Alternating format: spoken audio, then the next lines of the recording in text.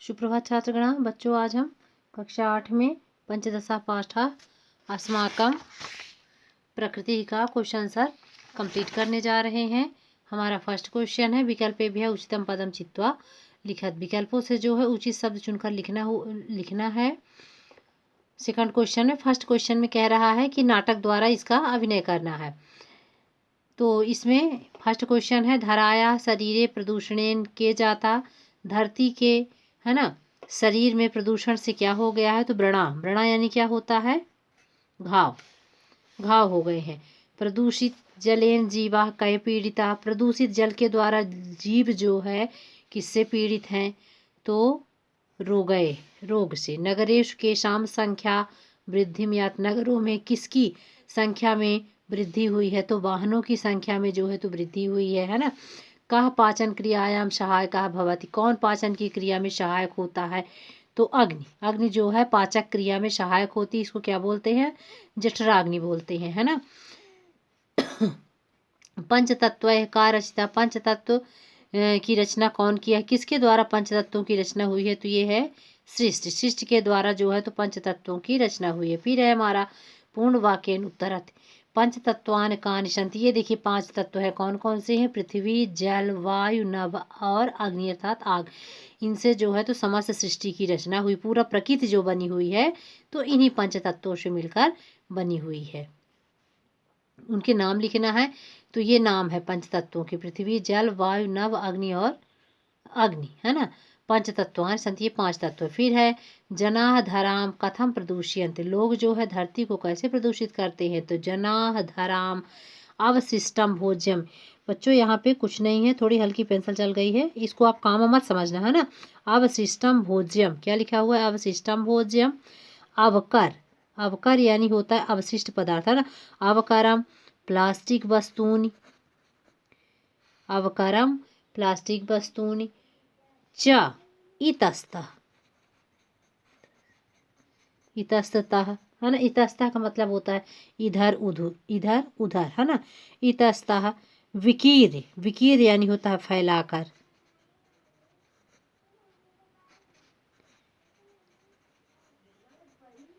विकीर्य क्या करते हैं? प्रदूषयन्ति। विकीर्य प्रदूषयन्ति। प्रदूषयन्ति, ठीक है। तो ये हो गया बच्चों हमारा। इस तरह से आप एक बार देख सकते हैं। जनाः धराम अवशिष्टम भोज्यम अवकरम प्लास्टिक वस्तून च इतस्तः विकीर्य प्रदूषयन्ति, है ना। प्लास्टिक वस्तुओं को, इधर उधर कौन कौन सी चीज़ों को, अवशिष्ट जो बचा हुआ भोज्य पदार्थ है, कचरा हो गया, प्लास्टिक वस्तुओं को इधर उधर फेंक कर या फैलाकर प्रदूषण फैलाते हैं। तो ये हो गया हमारा सेकंड नंबर क्वेश्चन का आंसर। फिर है जनाः अवकरम कुत्र क्षिपन्ति। लोग जो है कचरे को कहाँ फेंकते हैं? तो इतस्तः हो जाएगा। कुत्र के स्थान पर क्या हो जाएगा? इतस्तः। तो हो जाएगा हमारा आंसर जनाः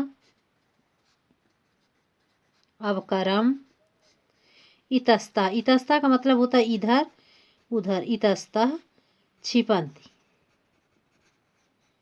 लोग जो है कचरे को इधर उधर यहाँ वहाँ फेंक देते हैं, कहीं भी फेंक देते हैं, जिससे जो है तो वातावरण प्रदूषित होता है। इसी कारण वायु प्रदूषण होता है। फिर अग्नि केशाम हस्ते स्पत्य विनाश कारणम भवति। केशाम यहाँ पे हो जाएगा उपद्रविणाम। किसका? उपद्रविणाम। तो हो जाएगा अग्नि है। केशाम के स्थान पर क्या हो जाएगा? उपद्रविणाम। उपद्रविया हो जाए, उपद्रवियों के हाथ में, है ना। उपद्रविणाम हस्तेषु, हाथों में।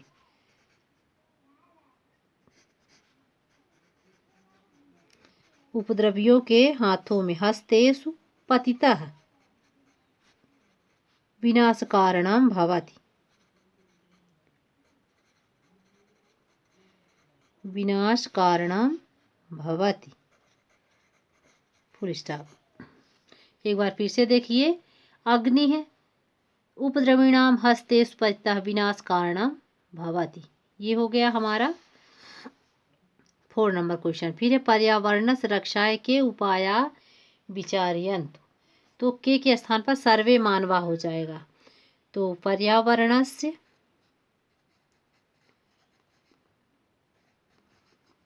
पर्यावरणस्य रक्षायै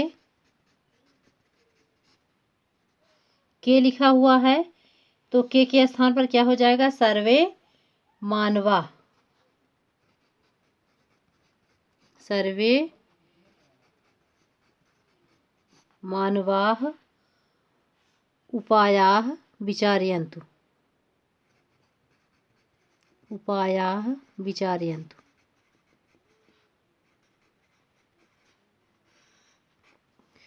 तो बच्चों ये हो गया हमारा पूर्ण वाक्य। इन प्रश्नों का उत्तर इसे आप अच्छे से एक बार देख लीजिए, समझ लीजिए, है ना। पर्यावरण संरक्षाएं सर्वे लिखा हुआ है। यदि आपके समझ में नहीं आ रहा तो हम इसे फिर से लिखे दे रहे हैं, सर्वे ऐसे। सर्वे मानवाः उपायाः विचारयन्तु। तो ये हो गया हमारा पूर्ण वाक्य का क्वेश्चन नंबर 5। अब है हमारा विकल्पेभ्यः शुद्धम उत्तरम चित्वा लिखत। विकल्पों में शुद्ध उत्तर चुनकर लिखना जो यहाँ पे सही होगा, है ना। मातृ रूपेण कहा पूजते, माता के रूप में किसकी पूजा होती है? तो धरा, धरती की पूजा माता के रूप में होती है। संसारस्य जीवनम किमस्ति, संसार का जीवन क्या है? जल ही जीवन है कहा जाता है ना, तो जलम। यहाँ पे आप क्या लिखोगे? धरा, ऐसे, है ना। यहाँ पे क्या लिख देंगे आप? जलम। फिर है अग्नि गुण का, तो आग का गुण क्या है? दहना, मतलब दहन, जलना, दहनम। फिर है यहाँ पे दहनम। संसारे निराकारा का उच्चते नभ, संसार में निराकार क्या है? हमने बताया था ना, जिसका कोई आकार न हो। नभ यानी आकाश जो है तो निराकार है, तो यहाँ पे नभा। क्रोध कस्य रूपम, तो क्रोध किसका रूप है? तो आग का रूप है, तो अग्नि हो जाएगा, अग्नि। धराया शरीर कह विषाक्ता भवत, धरती का जो शरीर है वो किसके कारण विषाक्त हो गया है? तो कृत्रिम उर्वरकय। यहाँ पे आप लिख सकते हो कृत्रिम उर्वरकय।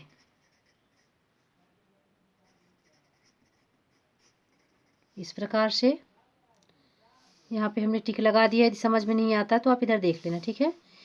आकाश से कहा संचरत, आकाश में कौन विचरण करता है? तो विमान हो जाएगा, विमानम। तो ये हो गया हमारा क्वेश्चन नंबर 4। अब है बच्चों हमारा व्याकरण बोध। आगे देखते हैं हम। मंजुषाया चित्वा द्वे पर्याय पदे लिखत, है ना। ये जो पेटी बनी हुई है, बॉक्स बना हुआ है, यहाँ पे जो है तो दो दो पर्यायवाची लिखे हैं। इन शब्दों के दो दो पर्यायवाची यहाँ पे हैं, आपको ढूंढ के लिखना है। तो पृथ्वी का धरा और क्या हो जाएगा? वसुधा।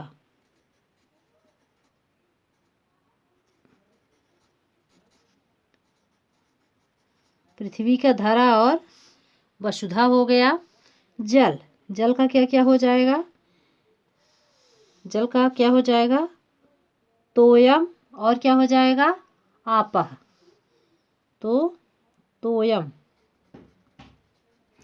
तोयम और आपह। फिर वायु हो गया, तो वायु का क्या हो जाएगा? पवनः, और क्या हो जाएगा?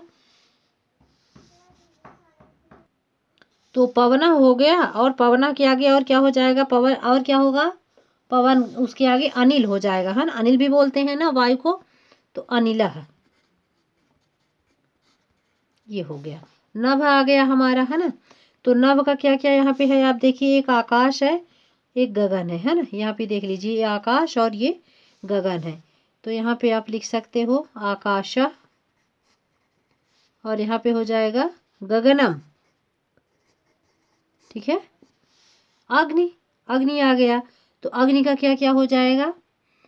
अग्नि का पावक हो जाएगा और अनलह हो जाएगा। ये पावक है, ये क्या दिया हुआ है? अनलह दिया हुआ है, तो यहाँ पे हम लिख सकते हैं पावकः, और यहाँ पे अनलह।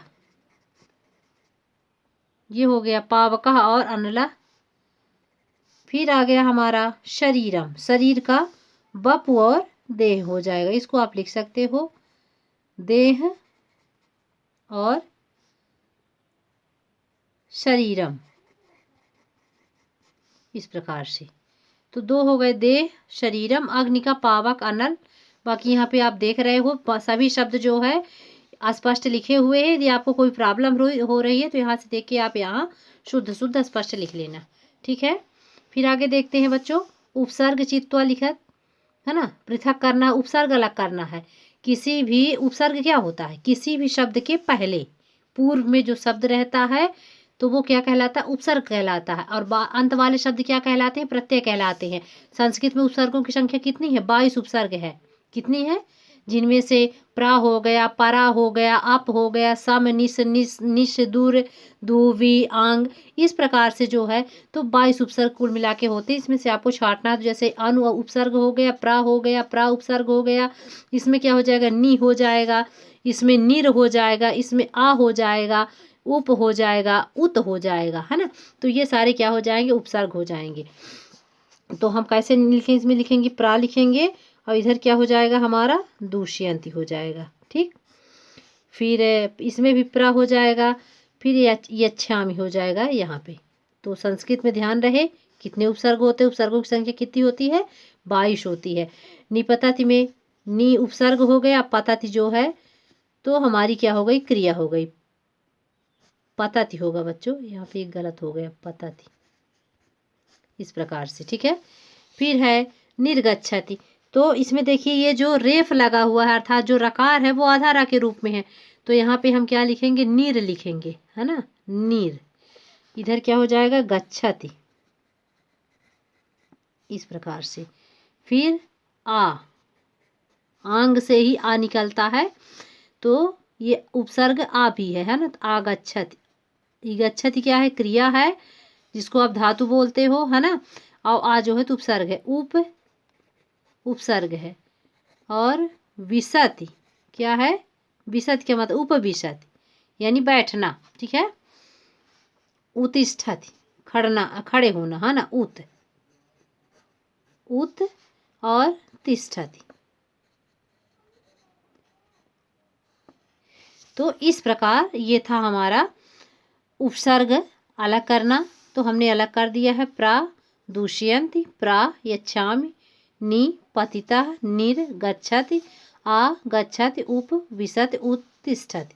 तो ये हमारे उपसर्ग हो गए। आगे चलिए देखते हैं धातु प्रत्ययान पृथक पृथक होती। ये देखिए ये थोड़ा हिंदी में और संस्कृत के जो प्रत्यय होते हैं अलग होते हैं, है ना।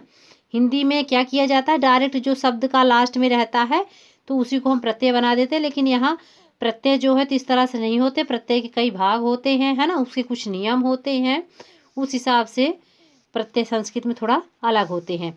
अब देखिए पठितुम, तो हो जाएगा हमारी धातु अर्थात क्रिया पठ, और तुम यानी तुम से पता चल रहा है इसमें तुम प्रत्यय है जिसका अर्थ होता है के लिए। इसमें भी लिखित तुम है, तुम प्रत्यय होगा तो लिख हो जाएगा, लिख हमारी क्या हो जाएगी, धातु हो जाएगी, और तुमुन क्या हो जाएगा, हमारा प्रत्यय हो जाएगा, है ना, लिखने के लिए। पीड़ तुम पीड़ा देने के लिए, कष्ट देने के लिए, तो पीड़ हो जाएगा। और तुमुन जो है तो प्रत्यय हो जाएगा। संपठ्य, तो इसमें तीनों चीज़ दी है, इसमें मतलब आपको उपसर्ग भी अलग करना है, धातु भी अलग करना है और प्रत्यय भी अलग करना है। तो इसमें संपठ्य में जैसे संस्कृत में कौन सा उपसर्ग होगा, सम होगा ना, संग नहीं होगा, सम होगा। उसी तरह संपठ्य में सम, है ना, और धातु क्या हो जाएगी, पठ, और प्रत्यय क्या हो जाएगा, लेप प्रत्यय हो जाएगा। ध्यान रहे बच्चों, जो लेप प्रत्यय होता है वो उपसर्ग ले के साथ में चलता है। जिन शब्दों के अंत में या हो और इधर उपसर्ग लगा हो तो हमें जान जाना चाहिए कि वो कौन सा प्रत्यय होगा, वहाँ लेप प्रत्यय होगा। प्रविश्य, विष धातु है, कौन सी धातु है, विष धातु है, और प्रत्यय क्या हो जाएगा यहाँ पे, प्रत्यय यहाँ पे हो जाएगा लेप प्रत्यय, ठीक है। विजित में वि जो है उपसर्ग है, जित, जित जो है तो यहाँ पे जित यानी जीतना धातु हो गई, और प्रत्यय क्या हो जाएगा, लेप प्रत्यय हो जाएगा। फिर आगत्य में आ उपसर्ग हो गया, गम धातु हो गई, इसका अर्थ होता है आकर, है ना, और लेप प्रत्यय, लेप प्रत्यय का अर्थ होता है कर अथवा कर के, शब्द के लिए जो है तो इसका प्रयोग किया जाता है। तो इस प्रकार जो है तो हमने धातु और प्रत्यय अलग करा दिया है। इसे आप अच्छे से देख सकते हो। शाह शेटी वाला विश्व है ना, आधा शाह देखिए नीचे हलंत लगा हुआ है। ठीक है, आप इसे देखो अच्छे से और समझो, हालांकि हमने समझा भी दिया है। आगे चलते हैं हम। ये देखिए अधोलिख पदानाम विभक्तिम वचनम लिंगम च लिखति। ये जो शब्द दिए हुए हैं इनकी हमें विभक्ति भी लिखना है कि मतलब किस विभक्ति में है, वचन भी लिखना है किस वचन में है, और इसके लिंग भी लिखना है। तो देखिए अग्नि में कौन सी विभक्ति है, प्रथमा विभक्ति है ना। तो अब प्रकृति में कौन सी विभक्ति, प्रकृति में हमारी बच्चों पंचमी षष्ठी दोनों होंगी, पंचमी और षष्ठी विभक्ति होगी। वचन इसमें एक वचनम, लिंग से पता चल रहा है स्त्रीलिंग है इसमें। ठीक है, वायु, वायु में कौन सी विभक्ति होगी, द्वितीय विभक्ति है, द्वितीय विभक्ति है। इसमें वचन, वचन सभी में एक ही होगा, एक वचनम। पुल्लिंग में लिंग में पुल्लिंग है। ठीक है, नभ, नभ यानी आकाश, तो आकाश में कौन सी विभक्ति होगी, प्रथमा विभक्ति होगी। वचन इसमें भी क्या होगा, एक वचनम, और इधर नपुंसक लिंग होगा।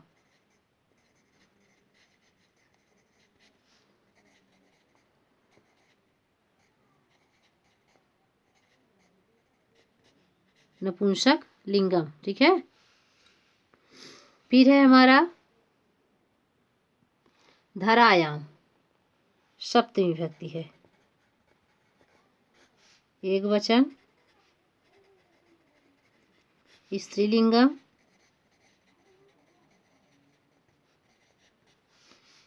स्त्रीलिंगम। अब बचा है जलेन, जलेन में कौन सी विभक्ति होगी, तृतीय विभक्ति होगी। वचन